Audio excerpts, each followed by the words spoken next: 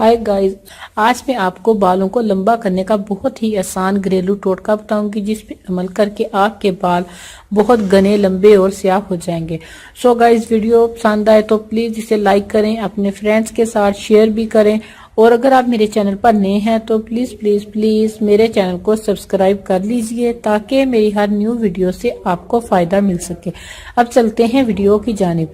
बालों को लंबा करने के लिए जो मैं आपको टोटका बताऊंगी वो बहुत आसान है और ये चीजें बाजार से इजीली अवेलेबल हैं। ये और कॉस्टली भी नहीं है, बिल्कुल सस्ती चीजें हैं जो हर इंसान अफोर्ड कर सकता है। तो आज जो मैं आपको बता रही हूँ उसके लिए 5 चीजें दरकार होंगी। चीजें आप नोट कर लें। तो इसके लिए आपको चाहिए काले माश साबुत 1 कप, आंवला आप ले लें आधा कप, सीकाकाई आधा कप, मेथी के बीज 2 बड़े चम्मच, लीमू के खुश्क छिलके चाहिए आपको 4 अदद। अब मैं आपको इनको बनाने और इस्तेमाल करने का तरीका बताती हूँ। इन तमाम अशिया को पीसने और इसका एक सूफ सा बना लें।